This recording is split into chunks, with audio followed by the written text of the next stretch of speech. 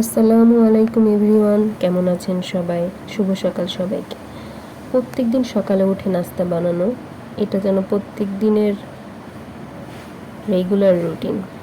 প্রত্যেকদিন একটু দেরি করে যদিও নাস্তা বানাই, কিন্তু আজকে হাজব্যান্ডের অফিস তাড়াতাড়ি থাকায় আজকে একটু আগেই করেছি। কালকে রাত্রে একটু ঠান্ডা লেগেছিল, তারপরে সকাল সকাল ঘুম থেকে উঠে গিয়েছি নাস্তা বানানোর জন্য। প্রত্যেকদিন সকালে উঠে আমার আম্মুকে মিস করি। আমরা ছোটোবেলা থেকেই সকালে ভাত খাই, রুটি খাই না। এখন অভ্যাস হয়ে গিয়েছে রুটি খাওয়া। আমি প্রথম যখন ভার্সিটি লাইফে গিয়েছি, তখন আমি রুটি খেয়ে সকালে থাকতে পারতাম না, ওই যে অভ্যাস নেই। বাট এখন আমি থাকতে পারি, আমার এখন রুটি খেলেও সমস্যা হয় না। আমার স্কুল কলেজ লাইফে সকালবেলার কথা নাস্তা বানাতে যে মনে পড়ে, যে আমি যখন কলেজে ছিলাম তখন ঘুম থেকে উঠে আম্মু, আমাদের প্রাইভেট পড়া থাকতো 6টায়, তার আগে উঠতাম। আম্মু প্রাইভেট পড়ে তারপরে আবার কলেজে যেতাম। তো আম্মু নাস্তা বানায় টিফিনে দিয়ে দিত, আবার একদিকে ভাত ফ্যানের নিচে বেড়ে রাখতো, তরকারি দিয়ে মাখায় এদিকে রেডি হইতাম আর খাওয়াই দিত। না খেয়ে যাওয়া যাবে না, আর রুটি তো খাওয়াই যাবে না, ভাত খাইতে হবে, না হলে তুমি মাথা ঘুরে পড়ে যাবা। এই ডায়লগটা আমার আম্মুর ছিল।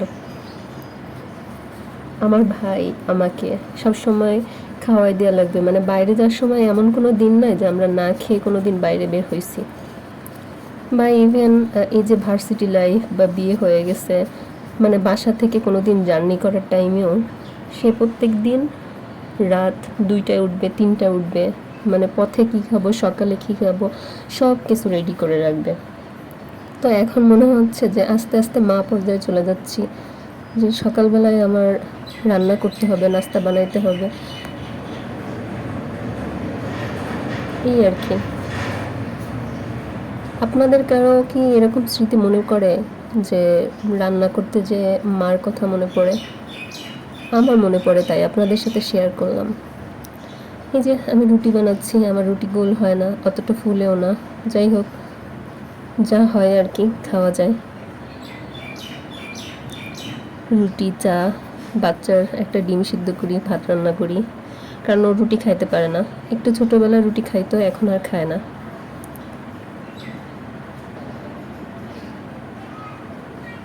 আপনারা সবাই সকালে কি করেন? আগের দিন কি রুটি বানায় রাখেন, নাকি এরকম সকালে তাড়াহুড়ো করে করেন?